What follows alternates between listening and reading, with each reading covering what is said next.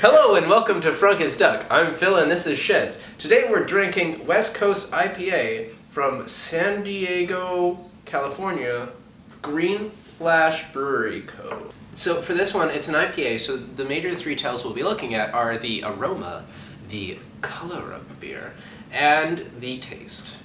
The beautiful, beautiful taste of an IPA, which is usually more bitter for flavor's sake. Yeah, it definitely smells bitter too.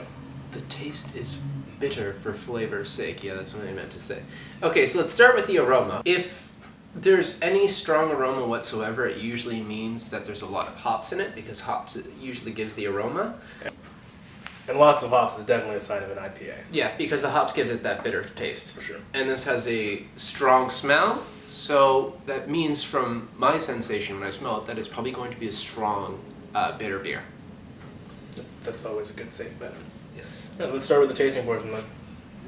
A little bit of taste. Let's throw it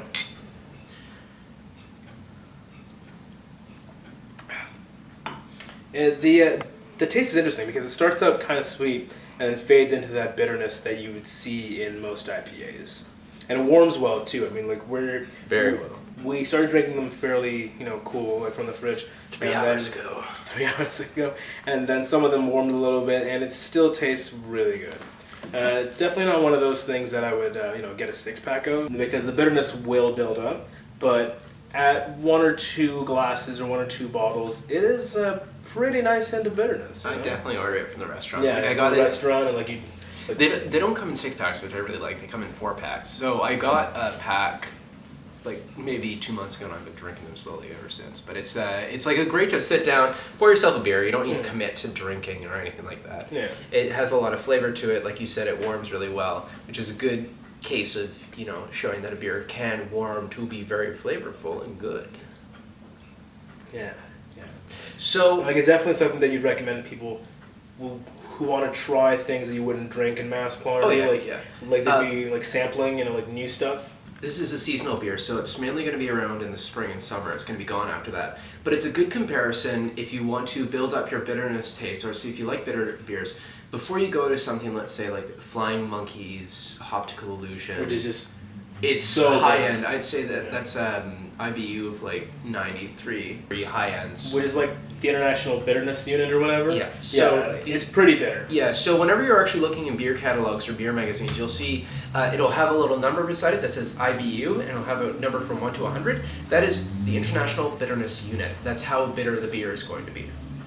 What would you say this is at there? I'd say this is, personally, I'd put this at a 70. Yeah? Okay, so all IPAs are going to be high 70s to 90s, around there. Yeah, so and this is a good place to lagers start. would be 10, around 0 to 20, yeah. So this is definitely a good start for getting up to your IPAs. Seeing if you like. Yeah, because you never want to be limited by your taste, so you trade out of them, right? So you have stuff that starts off bitter, and then you try more and more bitter things. So you always have the option that you can try anything and not be, completely thrown off by it. So we should have done this before we did taste, because taste is the be all end all of the drink. But so this color, the color of the beer, sort of amber, sort of copper tone. Copper tone amber, very light amber. It's definitely not an amber ale, that's for sure. Exactly. So for this, you can tell that it's of the stouts, porters, ales, or lagers. It's definitely not a lager, not or lager, definitely not a stout, or as we know, it could be some weird IPA lager, which we've seen. Pretty cool. So working, in the non-absolutes, it's most likely an ale. Yeah, because it's not dark enough to be a stout, not light enough to be a lager. Yeah. It is sort of amberish, but it's not amber enough to be an amber ale. You'd say, hey, it's probably an ale. Yeah, probably an ale. And which we know to be true, because the IPA name on the label there, and it's too strong to be just a regular ale. It has to be, or too bitter to be a regular ale. Regular ale. It has to be an IPA. And that's all there is about the West Coast IPA, I believe. It's a good beer. I'd recommend it. What'd you give it out of 10? Ooh, out of 10?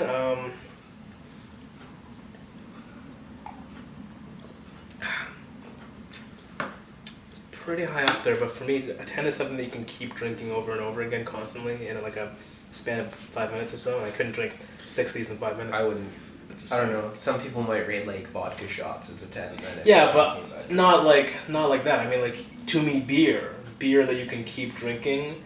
That's both high end beer, so it's not lagers and stuff you can just drink like water. That's debatable because when you talk about unique flavor, right? One of my favorite beers, the Wells Banana Bread beer. I love that beer. Yeah. If I had that beer for like 20 pints in 2 days or something like that, like over the 2 days, I'm gonna get sick of it. But I think it's a phenomenal beer to just like pick up every once in a while. I gave that a 9.5 or 10 out of 10 or something like that because I was like, this is an amazingly unique and a great beer. Everybody should have this. I'd recommend this a lot. I'd probably say, depending on the person, because this one's sort of unique, it needs like a special group. I wouldn't recommend this to everybody. I'd give it more of like a 8, like a 7.5. Yeah, I'm feeling 7 too. I wouldn't go as high as 8. Yeah. But I was like kind of inching towards 6. But like, yeah, I feel like it's more of a 7. But this is good. This is a good. This is a good teaching beer. Yeah. It's a good educational beer. It's good to like. Good step. It's good to train yourself with for getting into bitter beers. I recommend it if people want to try IPAs. Yeah. This is a good starting point for IPAs. Awesome. All right. Well, And thank you for coming to Frunk is Duck, spending time with Shez and I, the Beer Buddies. What he said. Auf Wiedersehen. Chug.